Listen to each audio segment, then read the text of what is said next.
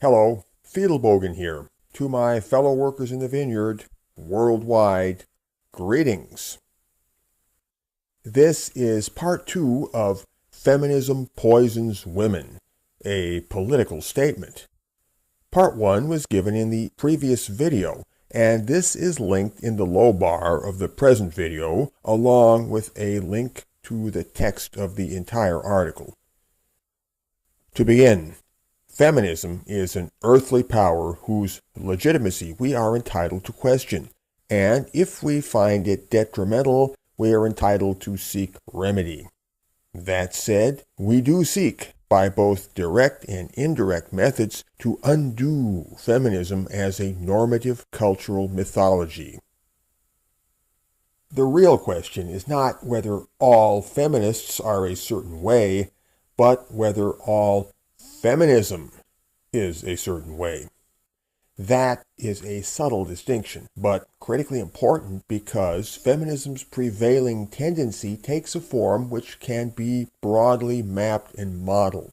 That said, we do not hesitate to paint all of feminism with a broad brush and to characterize it as, at best, an advocacy movement for the sole benefit of women, and at worst, a hate movement driven by disaffection toward the male sex. We understand feminism as an endlessly growing social organism, distributed across the culture and across all points on the political spectrum. This organism draws its lifeblood from many quarters, and it is difficult to distinguish feminism proper from everything which upholds it or sustains it. That is, we cannot always pinpoint where feminism ends and the rest of the world begins.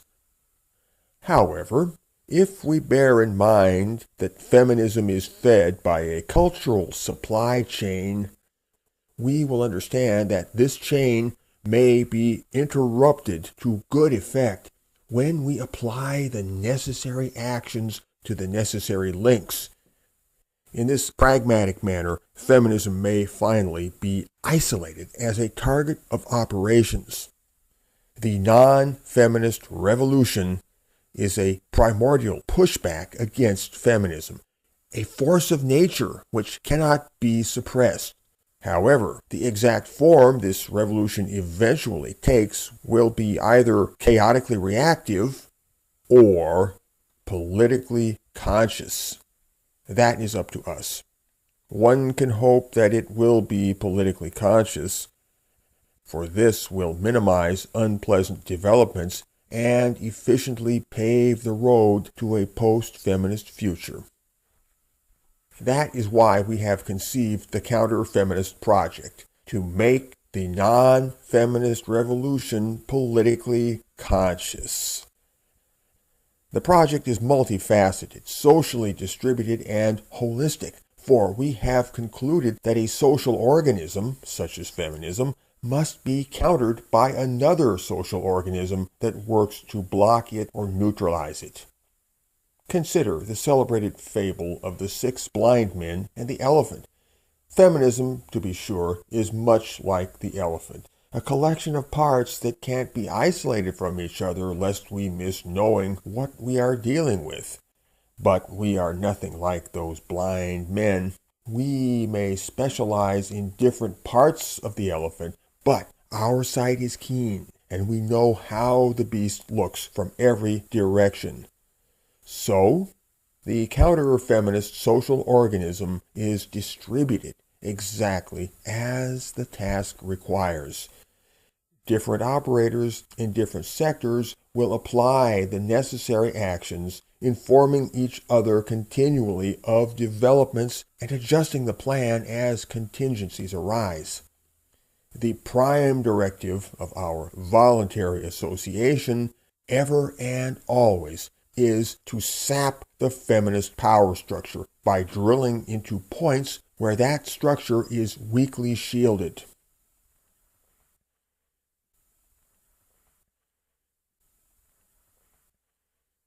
The nameless feeling that something is wrong has been growing for many years, We have searched hard for answers. We have studied deeply. We have conversed far into the night. The shape of the problem has yielded gradually to our analysis, and we have released our knowledge by stages to the world. Feminism is the name that we give to the problem. We have taken control of that word and what it means because those who formerly controlled it have tried to propagate a myth. Our effort is to thwart this and to show the world something different. In the course of our work, we have discovered a pair of social taboos which hold the world in an iron grip, and we have seen that the problem is deeply rooted in these taboos. First, the taboo against naming feminism as a pernicious force in human affairs. Second, the taboo against treating male existence as a thing of inherent value. Counter-feminist action is based on a systematic and escalating violation of these taboos, and networks of groups and individuals will carry out the project in a variety of innovative ways. We should note in passing that the distinction between attacking feminism and helping men is artificial. Both activities violate the two taboos. Both weaken the feminist power structure, and both are vital to the advancement of the counter-feminist project. The difference is one of focus or specialization, and you may choose either option as your talent inclines you. Vanguard practitioners have no quarrel with each other's specializations. The counter-feminist project, as simply as we can put it, is a cultural insurgency from all quarters. We would introduce novel elements into the public discourse, and by so doing, guide that discourse in a radically different manner. We aim not to establish universal belief in a set of ideas, but to establish those ideas as an overshadowing landmark in the mental landscape. You may love it or hate it, but you can't ignore it. It colors your world and changes everything. The Counter-Feminist Project is a three-pronged initiative that aims to do the following. First, to confirm a working definition of feminism within the non-feminist community. This will establish a focal vision for coordinated operations. It will also prevent the operators from working at cross purposes. Second, to decenter and disestablish the myth of feminism by building a counter-feminist culture of critique that pervades every corner of society. This will include both a serious intellectual auditing of all feminist claims and theories and a mainstream growth of mockery and witticism at feminism's expense. It will also include an effort to catalog the many forms of feminist aggression and microaggression in the greatest possible detail, so as to make these publicly known and available for correction. Third, to promote conventional issues-based activism, such as lawsuits, lobbying, standing for public office, letter campaigns, street demonstrations, and pro-male good works in the community. We recognize that such activities will generate publicity, attract members, and weaken the feminist power structure in general. Hence, we deem them good. Here we have depicted the counter-feminist project in broad strokes. We wish to make commonly known that such a project is underway and to enlist all manner of people from everywhere on earth as co-workers. The present statement is cast upon the world like a net which gathers affinitized minds.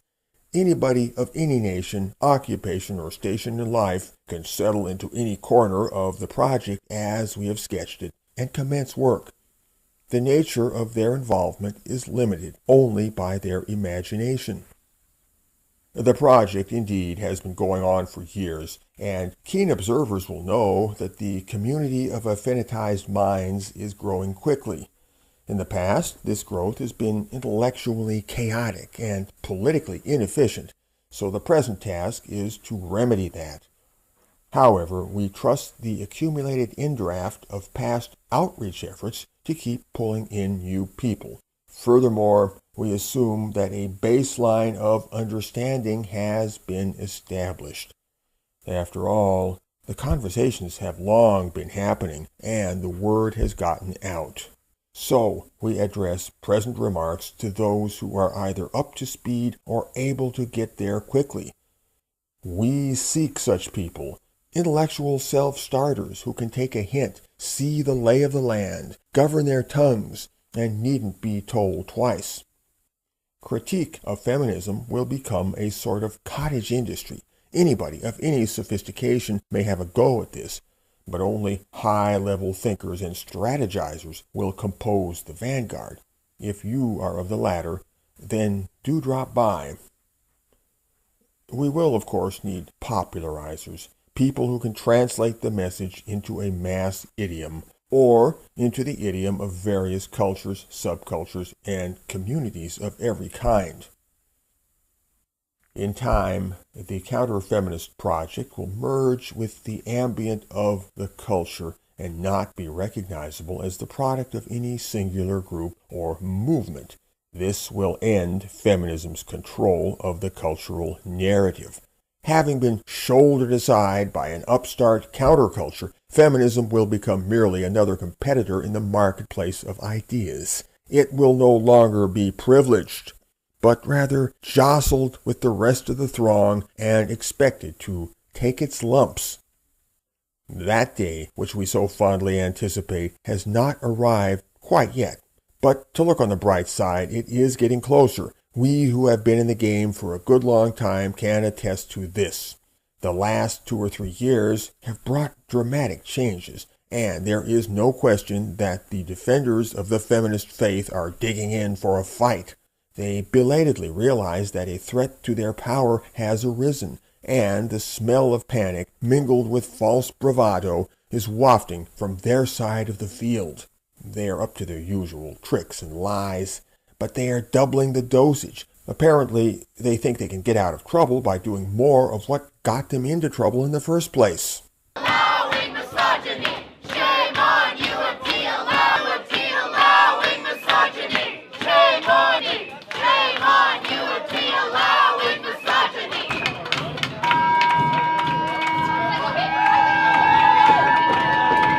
That's not the fire alarm, is it? So let us consider the future. If we mean to boost feminism along the road to extinction, what can any one of us individually do to help out? More precisely, where would any random person now listening to this find his or her point of entry into the counter-feminist project? The answer is that only you can supply the answer. You are on your own. However, that is not so bad as it sounds, because many have walked this road before you. And if you seek them out, or if you seek out the wisdom which they have left on record, you will find much of the guidance you need. But still, you must take the initiative to seek what will sustain you in your quest, and in so doing, you will find your answer and discover your niche in all of this. Consider that we, the pioneers of the community, were given no map, no compass, no pole star, no flashlight, no field manual of any kind. We simply found our way, driven by the imperative to decipher things that made no sense. Your case, in many ways, shall be no different. Ask yourself, why are you here now, listening to this? What brought you to this juncture? The fact is, you have traveled a good way upon your road already, more than you realize.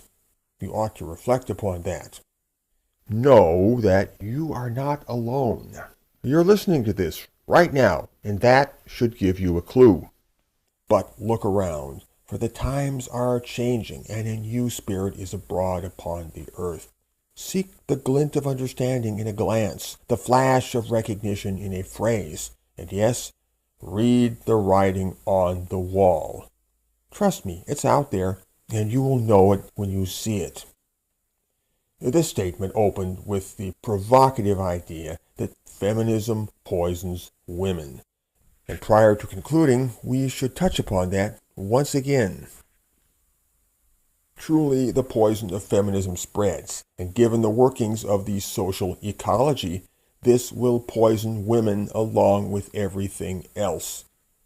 So even if we cannot expect compassion for men and boys to become a cultural norm, we can at least appeal to the socially conservative woman-firsters on their own level of understanding.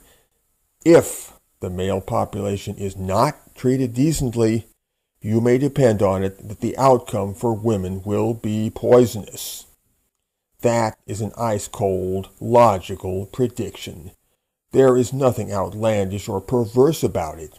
We would have only to fold our arms, sit under a tree, and watch it happen, for happen it will. However, our present purpose is to issue a warning, like a man standing next to a highway, waving a red flag, shouting, "Danger ahead! Turn back! Proceed at your peril!"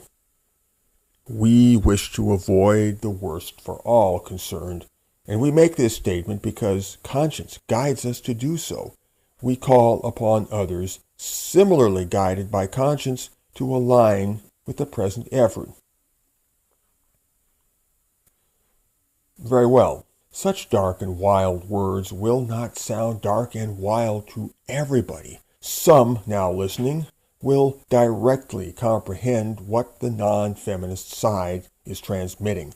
Others will be on the brink of comprehending, wanting only a few choice hints to make it all light up. Either way, there is a ready public to be reached, and reach we shall. In 3 years, 5 years, 12 years, words like these will settle into place and make perfect sense to a critical mass of people. For now, we preach to the circle of the knowing and work patiently to expand that circle. Looking back across the years, we see that we have been successful in this method. We trust the future to crown our efforts likewise. There's a new game in town, and the game is on. Fiedelbogen.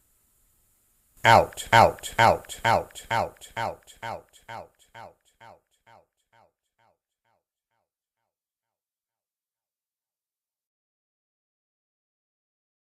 The entire article. To begin, feminism is an earthly power whose legitimacy we are entitled to question, and if we find it detrimental, we are entitled to seek remedy. That said, we do seek, by both direct and indirect methods, to undo feminism as a normative cultural mythology. Feminism with a broad brush, and to characterize it as, at best, an advocacy movement for the sole benefit of women, and at worst, a hate movement driven by disaffection toward the male sex. We understand feminism as an endlessly growing social organism, distributed across the culture and across all points on the political spectrum. This organism draws its lifeblood from many quarters, and it is difficult to distinguish feminism proper from everything which upholds it or sustains it. That is, we cannot always pinpoint where feminism ends and the rest of the world begins. However, if we bear in mind, the real question is not whether all feminists are a certain way, but whether all feminism is a certain way. That is a subtle distinction, but critically important because feminism's prevailing tendency takes a form which can be broadly mapped and modeled. That said, we do not hesitate to paint all of feminism. Hello, Fiedelbogen here. To my fellow workers in the vineyard, worldwide, greetings. This is part 2 of Feminism Poisons Women, a political statement. Part 1 was given in the previous video, and this is linked in the low bar of the present video, along with a link to the text of